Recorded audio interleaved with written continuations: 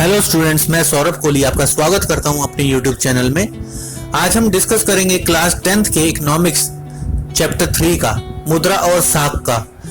इस चैप्टर में हम पहले डिस्कस करेंगे इन शॉर्ट वे में एनसीईआरटी, उसके बाद क्वेश्चन आंसर्स को हम डिस्कस करेंगे ताकि हमारा कॉन्सेप्ट भी क्लियर हो और क्वेश्चन आंसर को समझने में हमारे को कोई दिक्कत भी ना हो। तो चलिए शुरू करते हैं। पहला इस फेज में शुरू हो रहा है मुद्रा विनिमय।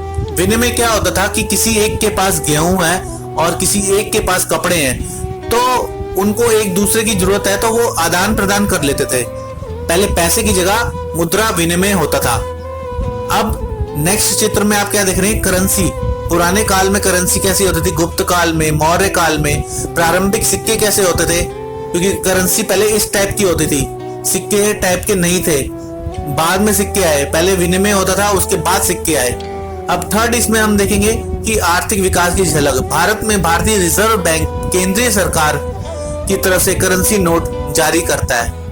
अब इस पिक में आप देखेंगे कि चेक द्वारा भुगतान कैसे किया गया है, कैसे किस तरफ डेट डलती है, किस तरफ आप नाम लिखते हैं, कितना अमाउंट लिखा जाता है, ये सब आप देखेंगे।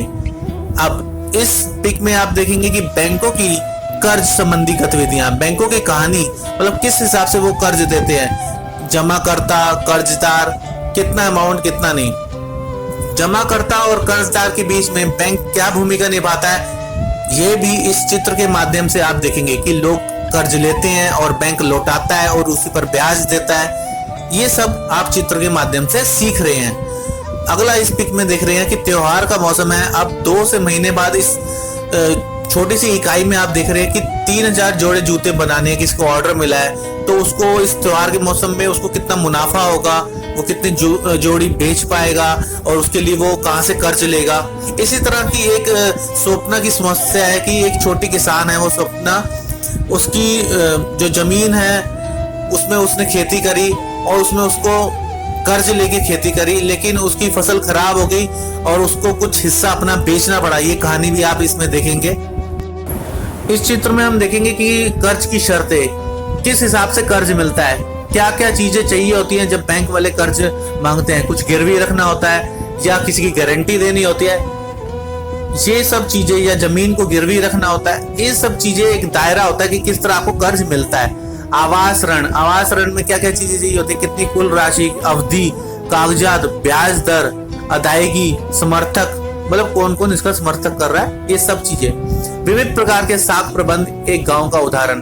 अलग अलग गांव के आधार पर ये आप उदाहरण इसमें देख सकते हैं कि किस प्रकार इसमें साख की बात की गई है। सहकारी समितियों से कर्ज, सहकारी समिति जैसे एनजीओ या छोटे छोटे कोऑपरेटिव बैंक्स, उससे भी लोन आप ले सकते हैं। भारत में औपचारिक क्षेत्र में साख, यानी कि जो एक लीगल रूप से आपको कर्ज देते हैं साहूकार, और जो एक इलीगल रूप से देते हैं आपको कर्ज, उनके बारे में भी चर्चा है। और जो लीगल रूप से आपको कर्ज देते हैं जैसे बैंकिंग व्यवस्था, उसके बारे में चर्चा है। औपचारिक और अनौपचारिक साख किसे और कहां मिलता है, इसमें इस बारे में चर्चा है। निर्धनों के स्वयं सहायता समूह, यानी कि एनजीओ के बारे में बात तो हो रही है कि जो निर्धनों पर कार्य करते हैं। अब इसमें देख रहे हैं कि गुजरात में महिलाओं को हम सहायता समूह में बांट देते हैं, जैसे पापड़ बनाना और अचार बनाना, इस तरह के कार्य ये खुद लगती हैं और बैंकों से लोन लेती हैं।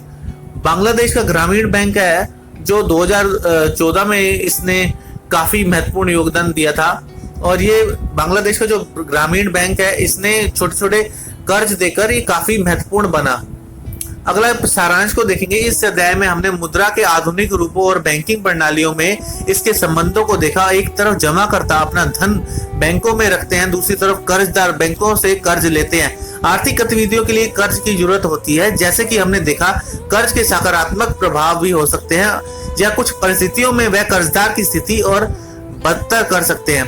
कर्ज विभिन्न स्रोतों में उपलब्ध होता है, या औपचारिक और अनौपचारिक दोनों तरह से स्रोत में हो सकते हैं। औपचारिक और अनौपचारिक कर्जदाताओं में कर्ज की शर्तों में बहुत फर्क हो सकता है। वर्तमान समय में अमीर परिवार औपचारिक स्रोतों से कर्ज लेते हैं, जबकि गरीबों को अब भी अनौपचारिक स्रोतों पर ही निर्भर रहना पड़ता है। यह अनिवार्य है कि औपचारिक क्षेत्र के कुल कर्जों में वृद्धि हो ताकि महंगे औपचारिक ऋण पर ही निर्भरता कम हो। साथ ही बैंकों पर सहकारी समितियां इत्यादि से गरीबों को मिलने वाली औपचारिक कर्ज का हिस्सा बढ़ना चाहिए। दोनों कदम विकास के लिए जरूरी है। अब हम बात कर रहे हैं मुद्रा और क्रेडिट की। वस्तु विनिमय की बात हुई है इस चैप्टर में। ध्यान रखें यहाँ बच्चों, इसमें वस्तु विनिमय की बात हो रही है। वस्तु विनिमय में मैंने समझाया कि क्या है, आवश्यकता का दोहरा सहयोग की बात हो रही है। वस्तु विनिमय के लिए जरूरी शर्त है आवश्यकताओं का दोहरा सहयोग। यह वस्तु विनिमय प्रणाली की सबसे बड़ी कमजोरी भी होती है। मान लीजिए कि आप अपने गिटार के बदले एक बेंजो चाहते हैं। ऐसी स्थिति में आपको किसी ऐसे व्यक्ति को ढूंढना होगा जिसे अपने बेंजो के बदले गिटार चाहिए। मुद्रा एक माध्यम है जिसके जरिए हम किसी भी चीज को विनिमय द्वारा प्राप्त कर सकते हैं। दूसरे शब्दों में मुद्रा के बदले हम चाहें जो खरीद सकते हैं। मुद्रा के तौर पर सबसे पहले सिक्कों का प्रचलन शुरू हुआ। शुरू में सिक्के सोने चांदी के होते थे, धातु के होते थे, फिर नोट आने लगे। इसी तरह सिक्कों और नोटों की सरकार द्वारा अधिकृत एजेंसियों द्वारा की जाने लगी। भारत में रिजर्व बैंक देखता है मुद्रा को। ये सब चीजें हमें ध्यान में रखनी है। आगे हम देखते हैं इसमें मुद्रा के लाभ। ये आवश्यकता के दोहरे सहयोग से छुटकारा दिलाती है। ये कम जगह लेती है और इसे कहीं भी ले जाना आसान होता है। मुद्रा को आसानी से कहीं भी हम विनिमय कर सकते हैं। आधुनिक युग में कई ऐसे माध्यम उपलब्ध हैं जिसके कारण करेंसी नोट को भौतिक रूप से ढोने की जरूरत नहीं है। मुद्रा के अन्य रूप बैंकों में निक्षेप या जमा करा देना, या अपने दैनिक आवश्यकताओं के लिए हमें बहुत कम करेंसी नोट की आवश्यकता होती है। बाकी राशि हम डिमांड ड्राफ्ट, चेक या डिपॉजिट के जरिए भी इस्तेमाल कर सकते हैं। आप तो एटीएम का भी इस्तेमाल हम कर सकते हैं। क्रेडिट की बात करें, बैंक में जमा कुल राशि का एक छोटा हिस्सा ही कैश के रूप में बैंक के पास रहता है। यह सामान्यतः कुल जमा राशि का 15% होता है। यह राशि इसलिए रखी जाती है ताकि जब कोई व्यक्ति अपने खाते से पैसे निकालने आए तो उसे भुगतान किया जा सके। किसी भी बैंक के कुल खाता धारकों का एक छोटा हिस्सा ही किसी एक दिन को पैसे निकालने आता है, इसलिए यह राशि इस काम के लिए पर्याप्त होती है। इस राशि पर बैंक ब्याज लेता है। आगे हम देखें कि क्रेडिट डेबिट कार्ड क्या है। क्रेडिट और डेबिट कार्ड आधुनिक जमाने में काफी प्रचलित है। डेबिट और क्रेडिट एक जैसे ही दिखते हैं। डेबिट कार्ड द्वारा कोई भी व्यक्ति अपने खाते में जमा राशि में पेमेंट कर सकता है, लेकिन क्रेडिट कार्ड का मतलब होता है उधार का पैसा जो बैंक से उधार लिया जाता है। दोनों तरफ के कार्डों में भुगतान इलेक्ट्रॉनिक माध्यम से ही होता है और किसी को कैश ढोने की जरूरत नहीं होती। अब आजकल भी आप देखेंगे कि क्रेडिट कार्ड तो कम लोगों के पास होता है और डेबिट कार्ड ज्यादा लोगों के पास होता है।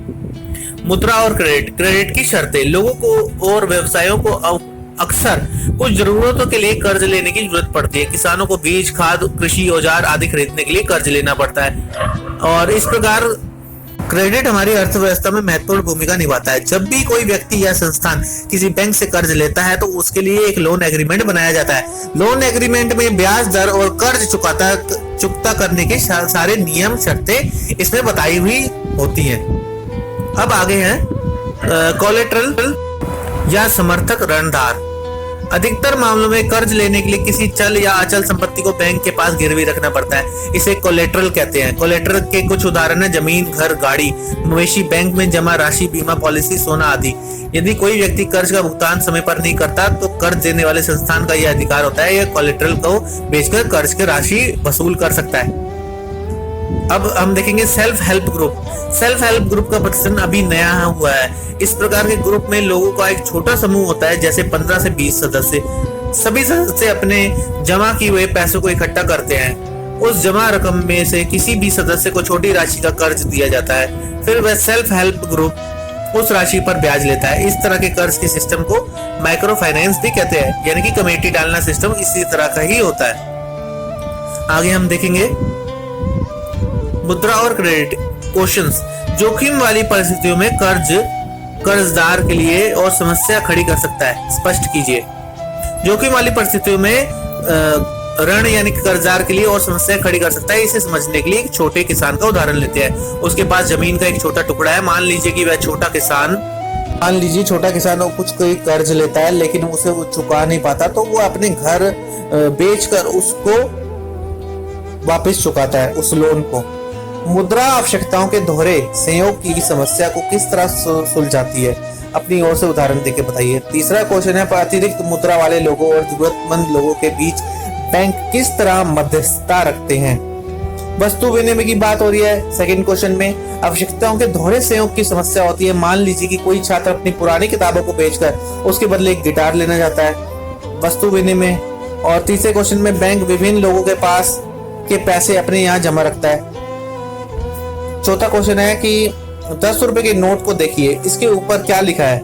क्या आप इस कथन की व्याख्या कर सकते हैं? ₹10 के नोट पर निम्न पंक्तियां लिखी होती है, मैं धारक को ₹10 अदा करने का वचन देता हूँ। पांचवा प्रश्न है, हमें भारत में कर्ज के औपचारिक स्रोतों को बढ़ाने के लिए क्या जरूरत है? भारत में लगभग 48% कर्ज अनौपचारिक सेक्टर से आता है, यानी कि गैर जो अनौपचारिक कहते हैं कि साहूकार टाइप, गैर अनौपचारिक रूप से आता है। इसे बढ़ाना चाहिए ताकि लोगों पे कर्ज का बोझ ना बढ़े। गरीबों के लिए स्वयं सहायता समूह के संगठनों के पीछे मूल विचार क्या है?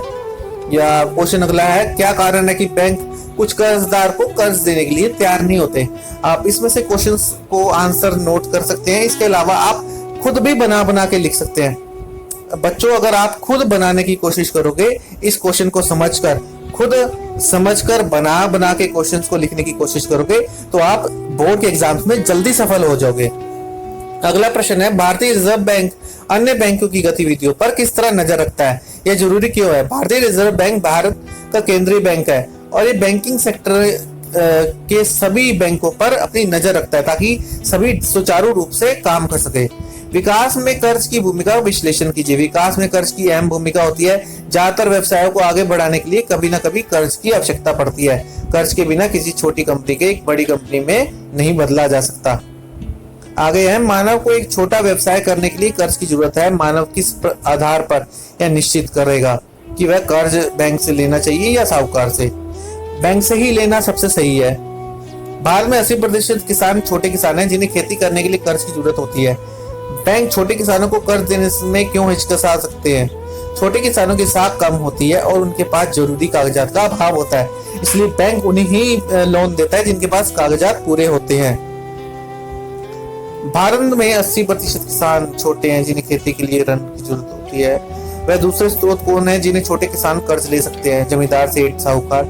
उदाहरण देकर स्पष्ट कीजिए कि किस तरह कर्ज की शर्तें छोटे किसानों के प्रतिकूल हो सकती है।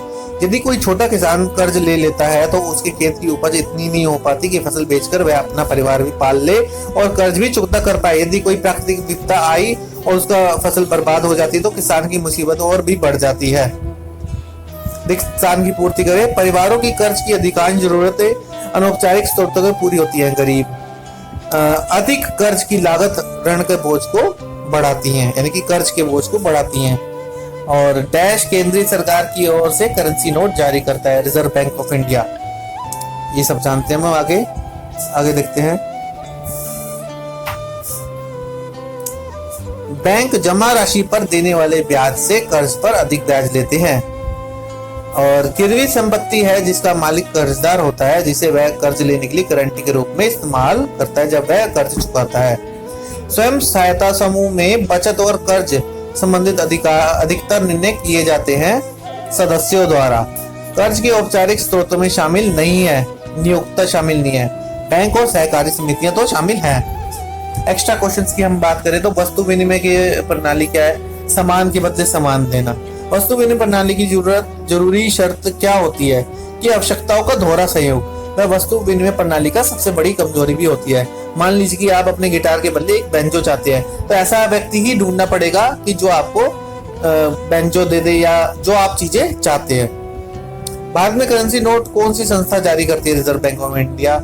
मुद्रा से क्या लाभ है? यह आवश्यकता के दोहरे सहयोग से छुटकारा दिलाती है। ये कम जगह लेती है और इसे कहीं भी लाना ले जाना आसान है। मुद्रा को आसानी से कहीं भी विनिमय के लिए इस्तेमाल किया जा सकता है। आगे हम देखेंगे बैंक में जमा को डिमांड डिपॉजिट क्यों कहते हैं, यानी कि डीडी के हिसाब से निकाला भी जा सकता है, इसलिए इन बातों को डिपॉजिट डिमांड भी कहते हैं। चेक पर क्या क्या लिखा होता है? चेक पर भुगतान पाने वाले व्यक्ति, संस्था का नाम, भुगतान की जाने वाली राशि, इसके बाद डेट, ये सब लिखा होता है। क्रेडिट का क्या मतलब है? बैंक द्वारा कर्ज में जो राशि दी जाती है उसको क्रेडिट कहते हैं। डेबिट कार्ड और क्रेडिट कार्ड के बारे में भी हम डिस्कस कर चुके हैं। डेबिट कार्ड जो आपका पैसा होता है उसी में से आप निकाल सकते हैं, और क्रेडिट कार्ड क्या होता है? बैंक उसमें आपको उधार देता है क्रेडिट कार्ड के माध्यम से। और कोलैटरल या समर्थक कर्जदार क्या है? अधिकतर मामलों में कर्ज लेने के लिए किसी चल या अचल संपत्ति को गिरवी रखना कोलैटरल है। ये चीजें ध्यान रखना। समर्थक कर्जदार से आप क्या समझते हैं और कोलैटरल से कि कर्ज देकर कुछ उधार लेना, वो है कोलैटरल। कर्ज के मुख्य स्रोत कौन कौन से हैं? कर्ज के दो मुख्य स्रोत है। औपचारिक सेक्टर, इस सेक्टर में बैंक और कोऑपरेटिव सोसाइटी आती है। अनौपचारिक सेक्टर, इस सेक्टर में साहूकार, दोस्त, रिश्तेदार, व्यापारी और जमींदार आते हैं। सेल्फ हेल्प ग्रुप पर क्या एक टिप्पणी लिखे? सेल्फ हेल्प ग्रुप का प्रचलन अभी एक नया है। इस प्रकार के ग्रुप लोगों को एक छोटा समूह होता है, जैसे 15 से 20 लोगों का समूह। ये सदस्य आपस में पैसा इकट्ठा करते हैं, कमेटी टाइप, जैसे मैं डिस्कस कर चुका हूँ आपसे। तो इस तरह बच्चों आपका शॉर्ट में ये पूरा चैप्टर कंप्लीट होता है। शुरुआत में हमने एनसीईआरटी के कुछ क्लिप्स को डिस्कस किया, उसके बाद हमने क्वेश्चन आंसर्स को डिस्कस किया। तो इसी तरह हम अगला चैप्टर भी और धीरे धीरे हर क्लास 10th के क्वेश्चन आंसर डिस्कस करेंगे, चैप्टर्स डिस्कस करेंगे, एसएसटी का पूरा पार्ट डिस्कस करेंगे। और आप इस चैनल से जुड़े रहिए, इस चैनल को लाइक, शेयर एंड सब्सक्राइब जरूर कीजिए। Thank you.